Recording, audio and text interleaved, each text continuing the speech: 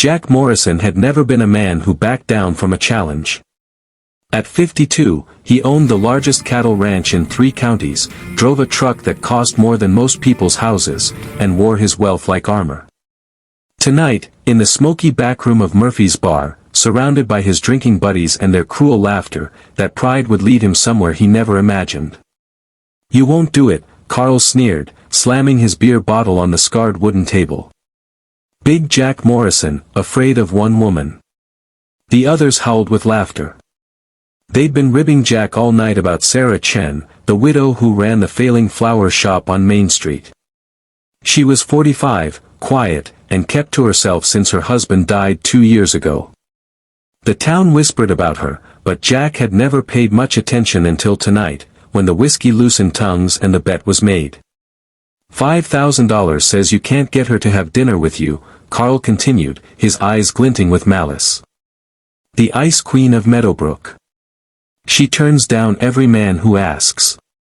Jack's jaw tightened. $5,000 meant nothing to him, but the challenge, that meant everything. His entire life had been built on proving people wrong, on showing the world that Jack Morrison could have anything he wanted. "You're on," he said, standing up. The chair scraped loudly against the floor. "I'll have her at the Riverside Inn tomorrow night." What Jack didn't know, as he walked out into the cool October air, was that this bet would crack open the fortress he built around his heart. The next morning, Jack stood outside Chen's Flowers, smoothing his expensive shirt and checking his reflection in the window.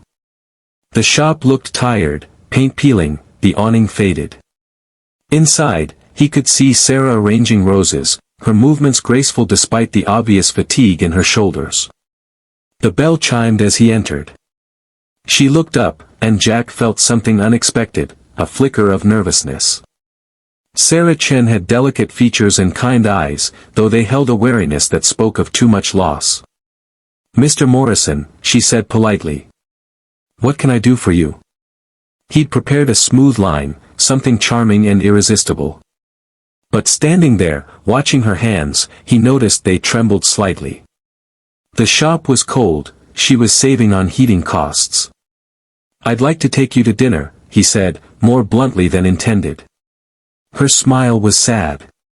"That's kind, but no thank you. Please." The word surprised him. Jack Morrison didn't beg. "One dinner. The Riverside Inn. Tomorrow night." Something in his voice must have reached her, because after a long moment, she nodded. "One dinner, Mr. Morrison. But I choose what we talk about." "Deal," he said, already mentally calculating how he'd collect his winnings.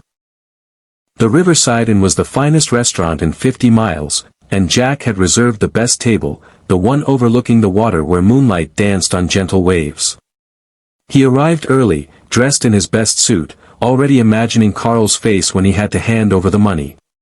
Sarah arrived exactly on time, and Jack stood, the practiced smile freezing on his face. She wore a simple black dress that had seen better days, though she carried herself with quiet dignity. But it was her hair that drew every eye in the restaurant, a wig, clearly, auburn and slightly too large for her delicate face. Some diners whispered. Others stared. Jack felt a flush of shame, not for her, but for himself, for the bet, for the cruelty that had brought them here. "Thank you for inviting me," Sarah said softly, taking her seat. If she noticed the stares, she gave no indication. They ordered, and Jack tried his usual charm, the stories about his ranch, his travels, his success. But Sarah just listened with that same sad, knowing smile, as if she could see right through him. "Why did you really ask me here, Mr. Morrison?" she finally asked, setting down her wine glass. "A man like you doesn't take a woman like me to a place like this without a reason." The directness caught him off guard. He could have lied, should have lied, but something in her eyes demanded truth. "There was a bet," he admitted, the words tasting like ash. "I'm sorry. That's shameful, and you deserve better." He expected anger, expected her to leave. Instead, she laughed, a real laugh that transformed her face. I know about the bet, she said. Carl's wife told my friend at the salon. I came anyway. Why? Jack asked, genuinely confused. Because I thought you might learn something, she said simply. And because I'm dying, Mr. Morrison, and I've decided to spend my remaining time trying to teach people like you about kindness. The restaurant noise faded. Jack's heart pounded in his ears. What? Ovarian cancer. Stage 4. The wig is because I lost my hair months ago. Her voice remained steady, matter of fact. I have perhaps 3 months, maybe 4 if I'm lucky. The doctors wanted aggressive treatment, but my husband's medical bills already took everything. The flower shop barely keeps me fed. Jack sat frozen, his entire worldview tilting. So here's my condition for this dinner, Sarah continued. We're going to talk about what matters. Not your money or your ranch or your pride. We're going to talk about the last time you helped someone who couldn't help you back. The last time you saw someone suffering and did something about it. The last time you were kind without expecting anything in return. The silence stretched between them. Jack realized, with growing horror, that he couldn't remember a single instance. They talked for 3 hours. Or rather, Sarah talked, and Jack listened, really listened, for perhaps the first time in decades. She told him about her husband, David, a high school teacher who died of a heart attack while helping a student's family move furniture. About how the medical bills had crushed her, how the town that had once embraced them had slowly forgotten her, how loneliness had become her constant companion. But I'm not angry, she said, her eyes bright in the candlelight. I'm grateful. Suffering taught me what matters. Every flower I arrange now, I arrange with love. Every customer who comes in, I treat like family. Every morning I wake up, I thank God for another day to make a difference, even a small one. Jack felt something cracking inside his chest. How can you be grateful? You're dying. Alone. Broke. I'm not alone, she corrected gently. I have friends, real friends, who love me for who I am, not what I have. I have purpose. I have peace. She leaned forward. What do you have, Mr. Morrison, besides money and pride? The question hit him like a physical blow. He thought about his mansion, empty except for a housekeeper.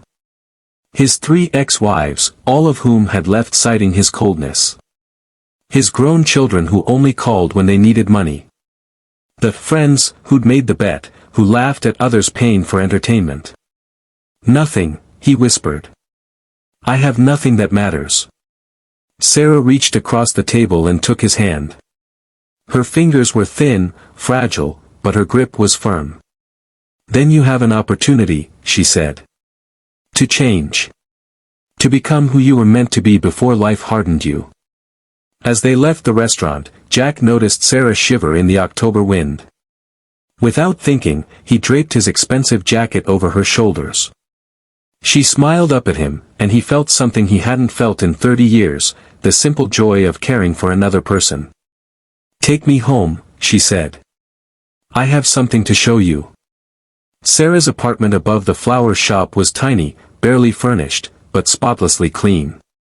She gestured to the couch while she made tea, moving through the small kitchen with practiced efficiency despite her obvious exhaustion.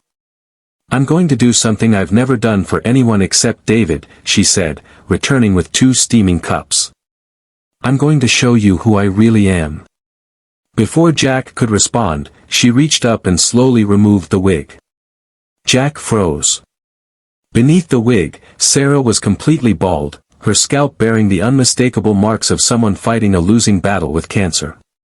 But it wasn't the baldness that stopped his heart. It was her face, transformed, vulnerable, real, and somehow more beautiful than before. And then he saw them. The photographs covering every wall. Not of her past life, though there were a few of those. But dozens, hundreds of photographs of people. Strangers. All with handwritten notes. Jack stood, drawn to the wall like a magnet. He read the notes aloud. Marcus helped him find a job when he was homeless. Now he's a manager at the grocery store. Ellie bought her school supplies when her mother couldn't afford them. She just got accepted to college. Mr. Patterson visited him in the nursing home every week. He died with someone holding his hand. On and on they went. Years of small kindnesses, documented, remembered, cherished.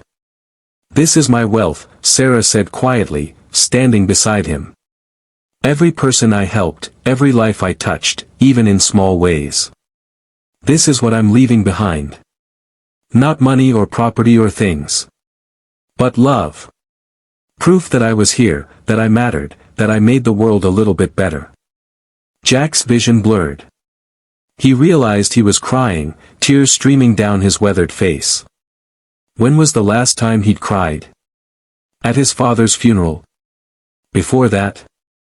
I've wasted my life, he said, his voice breaking. God help me, I've wasted it all. Sarah took his hand again. Then stop wasting it. You have resources I could only dream of. Imagine what you could do. That night changed Jack Morrison forever. The next morning, he went to Murphy's bar and found Carl and the others. He threw $5,000 on the table, not because he'd won the bet, but to end it. That's the last cruel thing I do, he announced. And if any of you have a problem with that, there's the door. Then he went to work. He started with Sarah's medical bills, paying them anonymously through her doctor. When she discovered it and called him, furious and crying, he said simply, "Let me help. Please. You taught me that's what matters." But he didn't stop there. Jack Morrison, who'd spent 50 years accumulating wealth and caring for no one but himself, became a different man. He paid off the mortgage on Sarah's flower shop and set up a trust to keep it running after she was gone, employing young people who needed second chances. He started a fund for medical expenses in the county, helping families crushed by healthcare costs. He visited the nursing home Mr. Patterson had died in and found 12 other forgotten souls who needed someone to talk to. Every day, he'd stop by Sarah's apartment, and they'd talk. She was getting weaker, sleeping more, but her smile remained bright. She'd show him her wall of photographs and help him understand each person, each story, each moment of connection.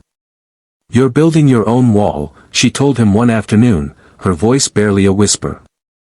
"Every person you help, every kindness you show, it matters. It all matters." 3 months later, on a cold January morning, Sarah Chin died peacefully in her sleep. Jack was there, holding her hand, along with 15 other people whose lives she'd touched. The flower shop was full of roses, hundreds of them, sent by people from across the county who'd heard what she'd done for others. At her funeral, Jack stood to speak. The church was packed, standing room only, which would have amazed Sarah. "Sarah told me once that she was grateful for her suffering because it taught her what mattered," Jack said, his voice steady though his heart was breaking. "I was too proud to suffer, too rich to need anything, too cold to love. So I suffered in a different way, the worst way. I was alive but not living. She saved my life, not by giving me something, but by showing me what I was missing. And now I'm asking all of you, don't wait. Don't wait for cancer or tragedy or loss to teach you what matters. Love each other. Help each other. Be kind, especially when it's hard, especially when there's nothing in it for you." He paused, looking at the simple casket covered in flowers. "Sarah once asked me about the last time I'd helped someone who couldn't help me back. I couldn't answer. Now I can. Every day. Every single day, I'm going to help someone. And I'm challenging all of you to do the same." 5 years later, Jack Morrison's life looked completely different. The mansion was gone, replaced by a modest home. Half his wealth had been given away to the Sarah Chin Foundation, which provided medical support and small business grants to struggling families. His children, inspired by his transformation, had reconciled with him and joined the foundation's work. The old flower shop still stood on Main Street, now called Sarah's Hope, run by Marcus, the formerly homeless man Sarah had helped years ago. Inside, on the wall behind the counter, hung 2 photographs. One of Sarah Chen, smiling, wearing her wig. And one of Jack Morrison, standing beside her, both of them laughing, his arm around her shoulders. Under the photos, a small plaque read, "Kindness is the only wealth that matters. Sarah Chen." Jack visited every week, always buying roses, always leaving them on Sarah's grave. And every time, he'd run his fingers over the photograph and whisper, "Thank you for the bet I really won." Because he'd learned the truth Sarah had tried to teach him that first night, life isn't measured in dollars or property or pride. It's measured in the people we help, the love we share, the kindness we show when there's nothing to gain but the knowledge that we've made someone's burden a little lighter. Sarah Chen had been dying when she taught him that lesson. But in doing so, she'd shown him how to truly live. And Jack Morrison, the once cold rancher who'd accepted a cruel bet, had finally learned what it meant to be rich in the only currency that mattered, the love and gratitude of people whose lives he'd touched, following in the footsteps of a dying widow who'd seen past his wealth to the broken man beneath, and loved him enough to show him a better way. Every night, before bed, Jack would look at his own wall of photographs now, people he'd helped, lives he'd changed, moments of connection he'd created. It was growing, slowly but steadily, a testament to a life redeemed. And sometimes, in the quiet moments, he swore he could hear Sarah's voice, gentle and kind, "You're building your own wall. Every person you help, every kindness you show, it matters. It all matters." She'd been right. It did matter. It all mattered. And that made all the difference.